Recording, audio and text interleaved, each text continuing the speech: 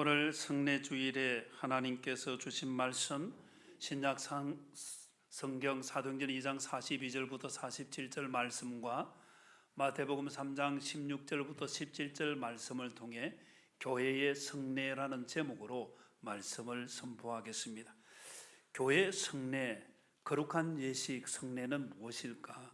첫 번째는 세례식입니다. 학습도 받고 하지만은 세례를 받는 것을 교회 성례 가운데 하나라고 말하죠.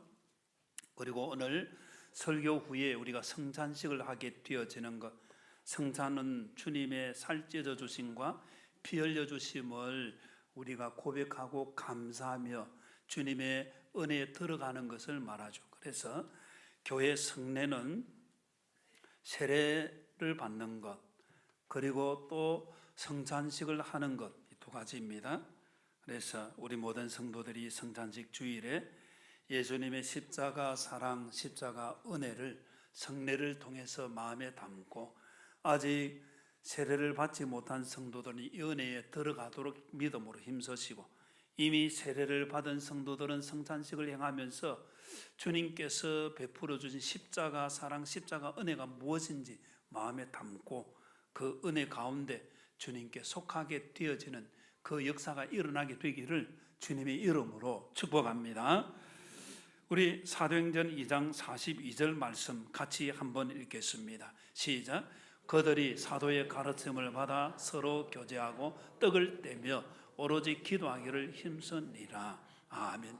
초대 예루살렘 교회는 사도들의 가르침을 받아서 서로 교제하고, 오늘 중요하게 생각한다는 떡을 떼며라는 것입니다. 떡을 뗀다는 것이 무엇일까? 떡을 뗀다는 것은 뒤에 46절의 말씀에도 떡을 뗀다는 말이 있고 음식을 먹는다는 말이 있는데, 떡을 뗀다는 건 단지 음식을 나눈다는 의미가 아니라 여기에서는 예수님께서 자신의 몸을 찢어 주시는 그 몸을 비유하는 것입니다. 그래서 떡을 뗀다는 이 의미 속에는 주님께서 마지막에 제자들과 함께 하시는 성만찬 가운데 성찬의 의미가 담겨 있는 거예요. 주님께서 떡을 떼어 주시며 이것은 너희를 위하는 내 몸이니 이것을 행하여 나를 기념하라 하셨고, 또 주님께서 포도주의 잔을 나누어 주시면서 이것은 너희를 위해 세운 새 언약이니 이것을 마실 때마다 나를 기념하고 주의 죽으심을 오실 때까지 전해라. 주님께서 우리에게 주신 말씀이죠. 그래서 떡을 뗀다는 것은 성찬의 의미가 담겨 있다. 그러면 성찬은 누가 참여할 수 있느냐 하는 것이죠. 성도만, 세례받은 성도만 참여할 수 있습니다. 왜냐하면 사도행전 2장 41절 말씀을 볼 때에 그 말을 받은 사람은 세례를 받으며, 사도행전 2장 41절에 세례를 받으며 이날에 신도의 수가 3,000이나 더하더라.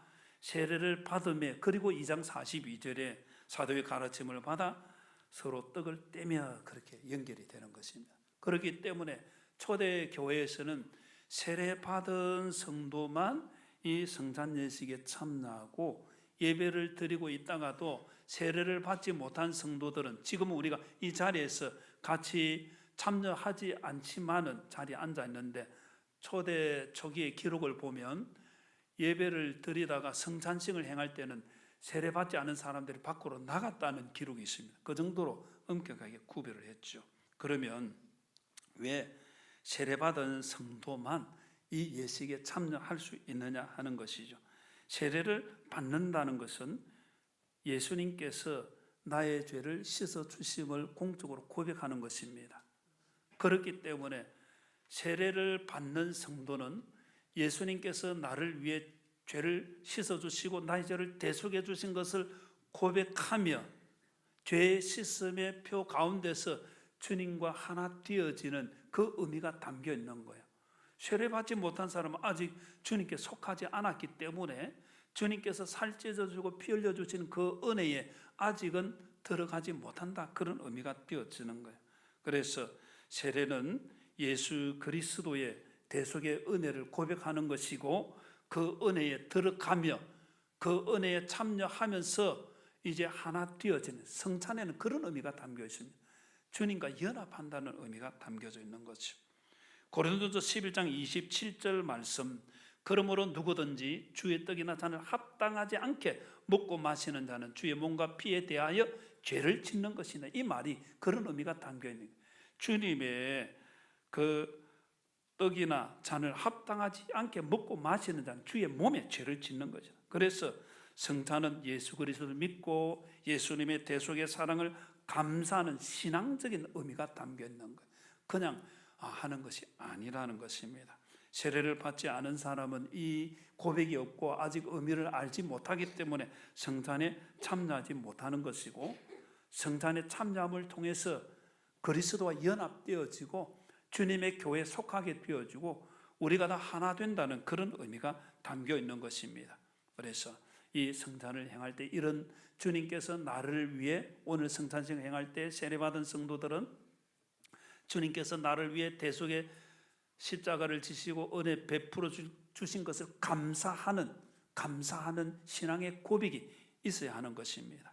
그리고 또한 주님의 그 은혜에 감사하며 내가 주님과 연합합니다 하는 그런 믿음을 가지고 참여를 하는 것이고, 아직 세례받지 못한 성도들은 속히 믿음이 자라서 나도 주님께 속하기를 원합니다, 주님의 나라에 들어가기를 원합니다, 이런 믿음을 세워가야 하는 것입니다.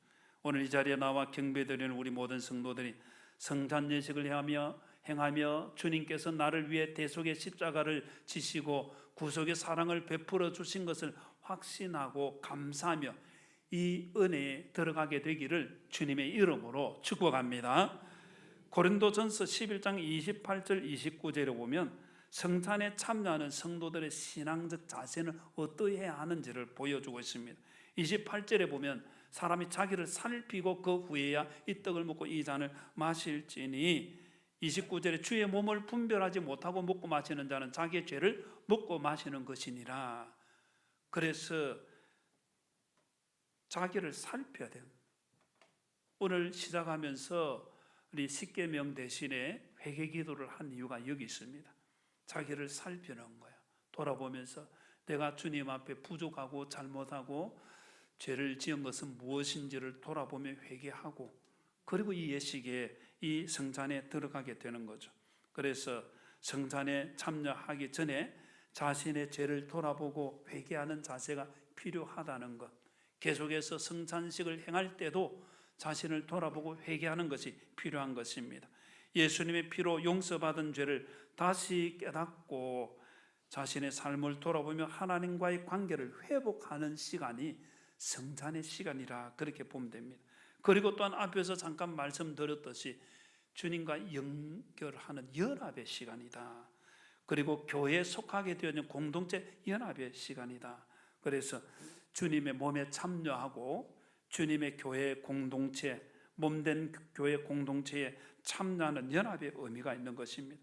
고린도전서 10장 16절에 보면 우리가 축복하는 바 축복의 자는 그리스도의 피에 참여함이 아니며 우리가 떼는 떡은 그리스도의 몸에 참여함이 아니냐. 그리스도의 피에 참여하고 그리스도의 몸에 참여한다는, 하나가 된다는 그런 의미가 띄어지는 것입니다. 이 성찬의 의미를 잘 알고 주님의 십자가 대속의 은혜를 마음에 담고 주님의 교회에 속하게 되어지는 우리 모두가 되기를 주님의 이름으로 축복합니다. 우리가 성찬을 행할 때 세례받은 성도들만 행한다는 걸 말씀을 드렸습니다. 세례를 받는다는 이것, 큰 하나님의 놀라운 은혜가 담겨 있는 것이죠. 세례받음의 은혜를 가장 잘 표현한 부분이 오늘 우리가 읽었던 마태복음 3장 16절 17절의 말씀입니다. 근데 예수님께서 세례를 받으신 것이 기록이 되어 있습니다. 예수님께서 왜 세례를 받으셨겠습니까? 세례를 받는다는 것은 죄를 씻는 예식의 의미가 되어집니다. 예수님 죄가 있습니까? 없습니까? 죄가 없지요. 그런데 예수님께서 세례를 받으셨습니다. 왜 받으셨을까? 이것이 하나님의 의를 이루는 것이고, 예수님께서 세례 받으심을 통해서 참 사람이신 죄 없으신 예수님께서 우리의 죄를 대신 지신 것을 의미하는 것입니다. 빌립보서 2장 7절 8절에 보면 자기를 비워 종의 형체를 가지시고 사람들과 같이 되셨다. 자기를 낮추시고 죽기까지 복종하시고 십자가에 죽으셨다. 그렇게 말씀합니다. 예수님께서, 죄 없으신 예수님께서 십자가 지신 것, 우리의 죄를 대속하는 것이요, 죄 없으신 예수님께서 세례를 받으신 것도 죄 있는 우리를 대표해서, 대신해서 대속의 사역을 시작하시면서 예수님께서 세례를 받으신 것입니다. 이 예수님의 세례 받음을 통해서 놀라운 하나님의 역사가 나타난 것이 마태복음 3장 16절 17절 말씀인데, 우리 마태복음 3장 16절 말씀 같이 한번 읽겠습니다. 시작. 예수께서 세례를 받으시고 곧 물에서 올라오실 때 하늘이 열리고 하나님의 성령이 비둘기 같이 내려 자기 위에 임하심을 보시더니, 아멘. 앞부분 16절 앞부분에 보면 하늘이 열리고, 무엇이 열렸다 했습니까? 하늘이 열리는 거예요. 예수님께서 세례 받으심을 통해서 하늘이 열리게 되어진 이것은 세례 받는 성도들에게 하늘이 열리게 된다는 은혜를 말하는 것입니다. 여러분, 열리기를 원하는 것이 무엇입니까? 여러분, 기도 제목 가운데 이것 열어주소서, 저것 되게 해주소서. 우리 학생들은 지혜의 문이 열리면 좋겠고, 공부가 잘 되면 좋겠고, 우리 사업하는 분들은 사업의 문이 열리고, 또 건강이 약한 분 건강의 문이 열리고, 많은 열리는 걸 원하는 게 많이 있을 거예요. 그러나 물질이 열리고 건강이 열리고 지혜가 열리고 청명이 열리고 학업이 열리고 다 열려도 하늘이 열리지 않으면 안타까운 일인 거예요. 하늘이 열려야 할 줄로 믿습니다. 언제 열리나? 세례 받음을 통해서 예수님께서 하늘이 열리게 되어진 것처럼 이 하늘이 열리게 되어지는 은혜가 있는 거예요. 예수님께서 하늘이 열리는 이 은혜를 통해서 하나님과의 관계가 회복되어진 것을 증거하고 예수님의 공생의 사역이 시작되어진 것을 의미하는 것입니다. 오늘 이 자리에 나와 경배드리는 우리 모든 성도들의 심령 속에 하늘이 열리게 되기를 주님의 이름으로 축복합니다. 세례 받음을 통해서 내가 하늘이 열렸어, 이제는 하나님과 교제하고 연합되었구나, 이것 확신하는 게 중요하죠. 하나님의 관계가 끊어졌던 관계가 세례 받음을 통해서 연결되어지고 하나님과 관계가 회복되어지며 하나님과 교제하게 되어지는 겁니다. 하늘이 열리게 되어질 때 은혜들이 성경에 많이 있는데,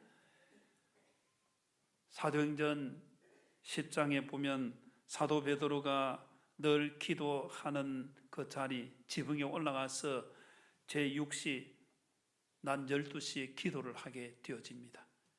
기도를 하는 가운데 환상을 보게 되어지죠. 하늘이 열리게 되어집니다. 그리고 하늘에서 큰 그릇이 내려오는데 보자기가 둘러싼 것처럼 내기가 땅에 닿을 정도로, 그리고 그 안에는 각종 네발간인 짐승과 기는 것, 공중에 나는 것들이 있는데 부정한 짐승들이 있는 거예요. 유대인들은 부정한 것을 먹을 수가 없습니다. 음식 규례에 정한 것은 먹지만은 부정한 것은 먹지 마라 되어 있는데, 하나님께서 말씀하십니다. 베드로야, 일어나 잡아 먹어라. 베드로가 깜짝 놀라서, 아니 그럴 수 없습니다 주님, 내가 어떻게 속되고 깨끗하지 못한 더러운 것을 먹을 수 있습니까? 그럼 그릇이 올라가게 되어집니다. 다시 또 내려옵니다. 그리고는 또 소리가 있습니다. 하나님께서 깨끗하게 하신 것을 내가 더럽다 속되다 하지 마라. 그래도 베드로는 아직 받아들이지 못한 거예요. 다시 그릇이 올라갔다가 세 번째 내려오고 난 뒤에 밖에서 문을 두드립니다. 고넬료 이방 백부장이 보낸 사람들입니다. 하나님께서 보내셨구나. 베드로는 깨닫게 되어지고, 그 사건이 속된 것, 더러운 것은 이방인을 상징하는 것이, 이방인 또 하나님께서 깨끗하게 하시고 구원하신다는 그 계시, 그 말씀을 깨닫게 해주신 거예요. 하늘이 열리면 하나님의 뜻을 깨닫게 되는 줄 믿으시기를 바랍니다. 그래서 세례받은 성도들은 하나님과 교제하며 하늘이 열려서 하나님의 뜻을 깨달아가는 게 너무나 중요합니다. 하나님 말씀 가운데 하나님의 뜻을 깨닫고 하나님의 뜻에 순종하며 믿음으로 살아가는 우리 모두가 되기를 주님의 이름으로 축원합니다. 마태복음 3장 16절 말씀 한 번 더 읽겠습니다. 시작. 예수께서 세례를 받으시고 곧 물에서 올라오실 때 하늘이 열리고 하나님의 성령이 비둘기같이 내려 자기 위에 임하심을 보시더니 아멘. 세례 받으며 주어지는 은혜, 하늘이 열리는 은혜를 말씀드렸습니다. 두 번째 은혜는 세례 받음을 통해서 성령 하나님께서 임재하신다는 것입니다. 성령 하나님께서 임재하심을 통해서 예수님의 사역은 성령님의 권능으로 사역하게 되어지죠. 사도행전 10장 38절에 보면 하나님이 나사렛 예수에게 성령과 능력을 기름 붓듯 하셨으며 그가 두루 다니시며 선한 일을 행하시고 마귀에게 눌린 모든 사람을 고치셨다고 말씀합니다. 성령 하나님의 능력으로 공생의 사역을 시작하시고 주님의 메시아 사역을 시작하시고 마귀에 눌린 자도 고쳐주시고 병든 자도 고쳐주시고 그 능력으로 주님의 복음을 전하시고 주님의 나라를 세워가신 것입니다. 성령 하나님의 역사하심이 우리 모두에게 있게 되어지기를 주님의 이름으로 축복합니다. 성령 하나님께서 임재하셔야만이 우리가 예수님을 구주로 고백하게 되어지는 것입니다. 고린도전서 12장 3절 말씀에 그러므로 내가 너희에게 알리노니 하나님의 영으로 말하는 자는 누구든지 예수를 저주할 자라 하지 않고, 방송실에 띄워집니까? 저주할 자라 하지 아니하고 또 성령으로 아니하고도 누구든지 예수를 주시라 할 수 없다. 누구든지 붙어 있습니다. 시작. 누구든지 예수를 주시라 할 수 없느니라. 아멘. 무슨 말입니까? 성령 하나님의 임재하심, 역사하심이 없이는 예수님을 구주라고 고백할 수 없다는 거예요. 입으로는 해도 마음에 진정한 고백이 일어날 수 없는 거죠.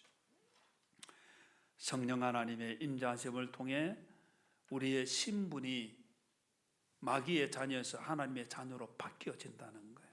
이런 은혜 있기를 바랍니다. 마귀의 자녀로 살지 않고 하나님의 자녀로 살아가는 은혜, 하나님께서 주시는 성령 하나님 임재하실 때 되어지는 것이죠.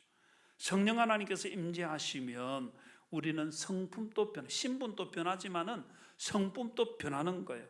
갈라디아서 5장 22절 23절에 보면 오직 성령의 열매는, 같이 읽습니다. 시작.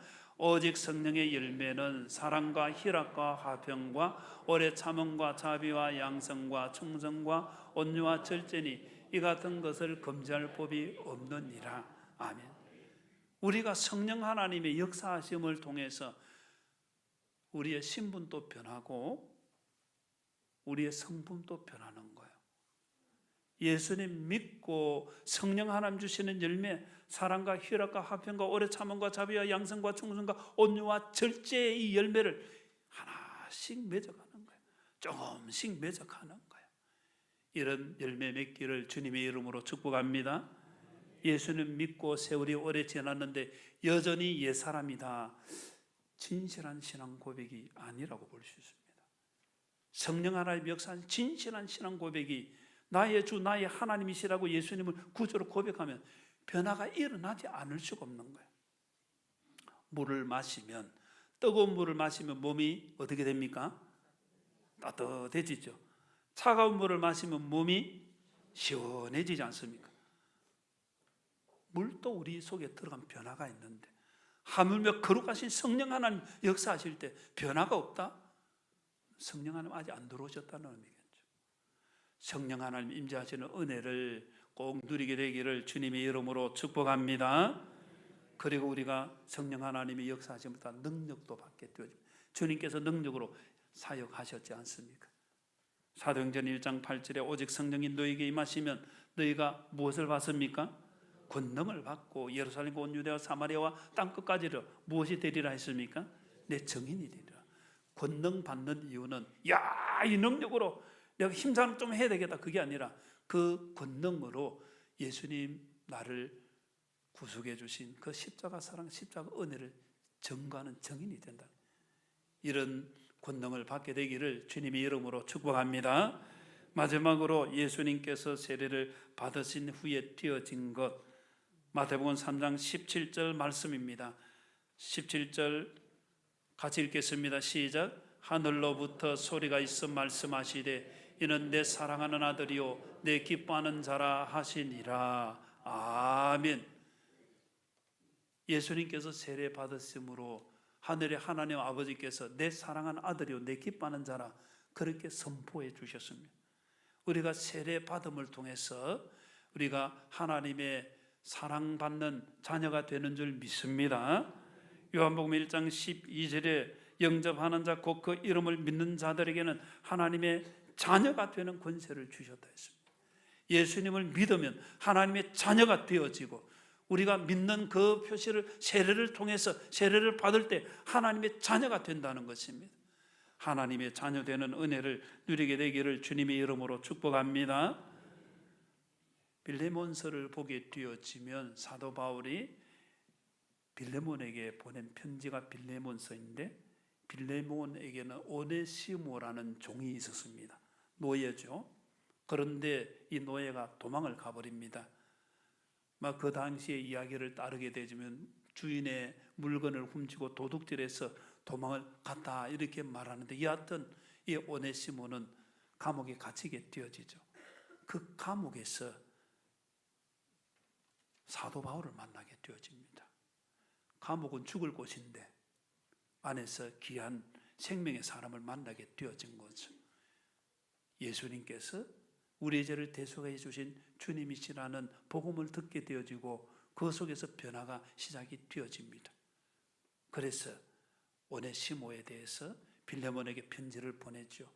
내가 갇힌 중에서 난 아들이다. 이 하나님의 자녀라는 거예요. 갇힌 중에 난 아들인데 너가 이 오네시모를 좀 용서해주고 받아주면 좋겠다. 그래서 오네시모는 이렇게 회복이 되어지고 초대교회 역사의 이야기를 따르면 교회에서 중요하게 쓰임받은 인물이 되어졌다는 이야기가 있습니다. 하나님의 자녀 되어지는 것, 성령 하나님의 역사하심을 통해 되어질 뿐만 아니라 하나님의 자녀의 놀라운 복이 있다는 것입니다.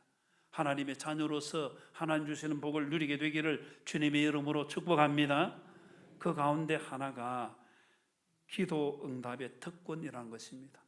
마태복음 7장 11절 말씀, 너희가 악한 자라도 좋은 것으로 자식에게 줄 알거든.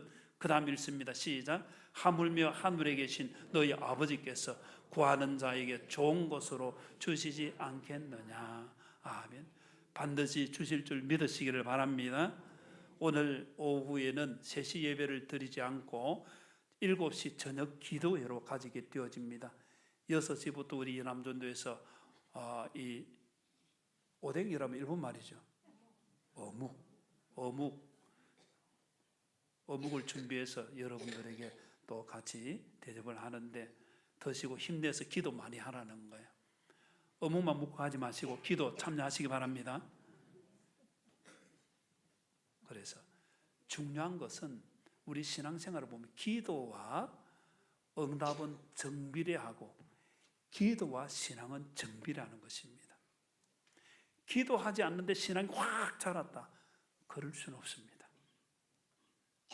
믿음의 세월이 짧아도 기도하면 하나님의 역사를 보게 되면 믿음이 자라게 되는 거예요. 기도 응답의 특권을 누리게 되기를 주님의 이름으로 축복합니다. 그래서 우리 모든 성도들이 주님의 은혜를 받아야 은혜 받은 것을 전할 수 있죠. 마태복음 5장 16절 말씀, 이같이 너희 빛이 같이 읽습니다. 이같이 시작.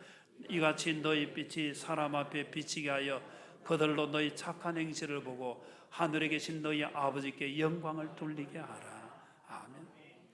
없으면 할 수가 없어요. 기도하고 응답을 받으면 할 수가 있어요. 착한 행실이 그냥 되는 게 아니에요. 하나님의 은혜를 받으니까 나누고 베풀게 되고 착하게 되더라는 거죠. 초대 예루살렘 교회의 아름다운 공동체의 모습이 그렇게 되어진 거죠. 오늘 이 성례 주일에 우리 모든 성도들이 내가 받은 이 세례, 앞으로 세례받지 못해서 내가 받아야 할 세례, 어떤 은혜가 있는지 살피고 성찬식을 행할 때에 세례 받은 자로서 하늘이 열리고 성령 하나님 임재하시고 하나님께서 우리에게 역사해 주셔서 하나님의 자녀 되는 이 은혜 특권을 같이 누리고 믿음으로 살아가는 우리 모두가 되기를 주님의 이름으로 축원합니다.